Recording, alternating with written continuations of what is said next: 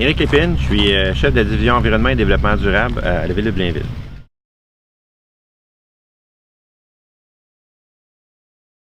Le plan directeur de gestion des milieux naturels de la ville de Blainville va être un outil qui va être ajouté au plan d'urbanisme. En fait, cet outil-là va permettre d'assurer qu'il y ait un développement réfléchi qui va prendre en considération l'ensemble des éléments biophysiques qu'on va retrouver sur le territoire de la ville de Blainville.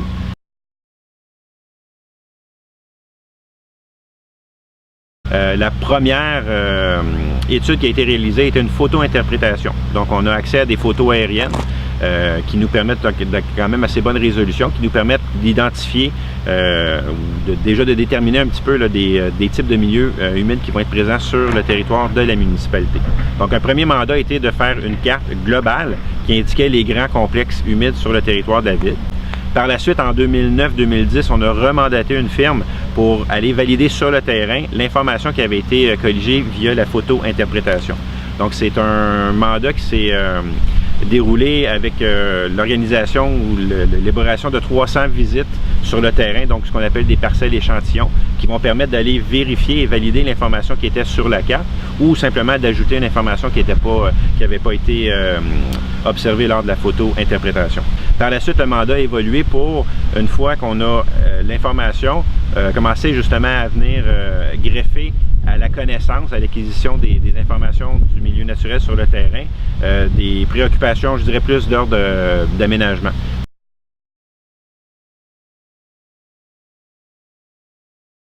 Au niveau de la caractérisation écologique sur le terrain, les 300 parcelles échantillons qui ont été visitées ont permis justement de faire un inventaire assez exhaustif du milieu, de l'habitat, de l'écosystème, mais également aussi de côté de façon plus pratico-pratique au niveau des espèces floristiques qui étaient présentes, donc avec un accent notamment sur les espèces à statut précaire, ainsi aussi que les espèces fauniques. Les 300 parcelles échantillons qui ont été visitées ont été ciblées dès le départ, donc avant même la campagne de visite sur le terrain, en fonction des informations précises qu'on devait aller chercher.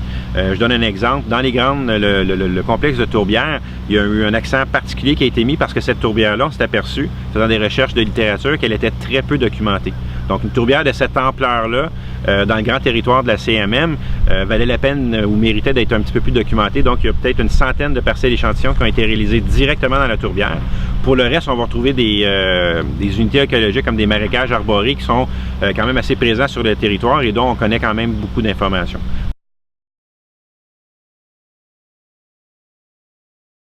Donc, l'ensemble de ces informations-là, on va les rendre cohérentes par la suite en les impliquant dans ou les intégrant dans des plans d'action. Que ce soit des plans d'action au niveau de la gestion des eaux de ruissellement, au niveau de l'aménagement de sentiers récréo-touristiques ou simplement pour de la conservation de milieux qui méritent d'être conservés.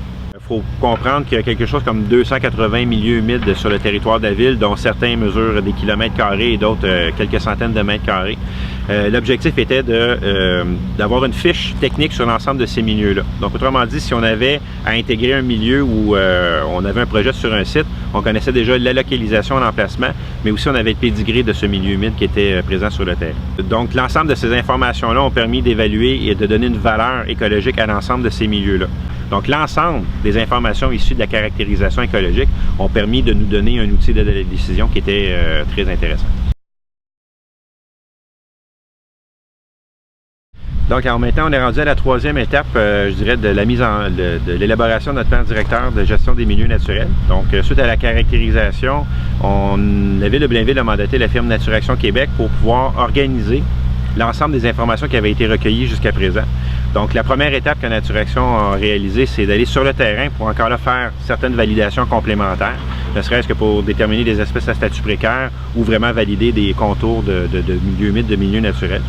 Donc, avec l'information que Naturaction Québec a colligée et validée suite aux étapes précédentes, là maintenant, on est à une étape où on va articuler cette information-là. C'est de profiter de l'ensemble des opportunités qui s'offrent à vous. Que ce soit simplement lorsqu'un promoteur va déposer un projet, de lui demander, parce que souvent le ministère de l'Environnement va demander si on veut remblayer un milieu humide, d'avoir une caractérisation écologique. Donc simplement de ne pas hésiter à contacter les entrepreneurs, les promoteurs pour obtenir ce genre d'informations-là. Il existe aussi énormément d'informations qui sont publiques, donc par des organismes, des ONG non gouvernementaux. On pense notamment à Canard Illimité qui fait quand même beaucoup d'études et d'analyses sur le terrain au niveau de la présence caractérisation et localisation des milieux humides. Il y a aussi le ministère de l'Environnement. La municipalité peut se fier sur ses propres citoyens, donc qui sont sur le territoire un peu partout. Des fois, ça peut être simplement de mettre une information sur un site Internet ou d'afficher sur un panneau, de contacter la municipalité lorsqu'on va observer de la grande faune, lorsqu'on va observer des plantes ou des espèces particulières. Donc, première source d'information. Également, ça peut être via des emplois d'été, donc prendre un biologiste pour quelques semaines qui peut permettre de caractériser soit des bandes de protection riveraines ou de délimiter des milieux humides, des milieux naturels. Par la suite, il peut y avoir des petits mandats qui sont donnés de façon sporadique, donc pour aller déterminer si on a déjà une connaissance partielle ou des citoyens nous indiquent qu'il y a possiblement une tourbière dans un secteur de la ville, bon, on sait déjà où aller chercher de l'information. Donc beaucoup d'informations peuvent être colligées de façon très simple.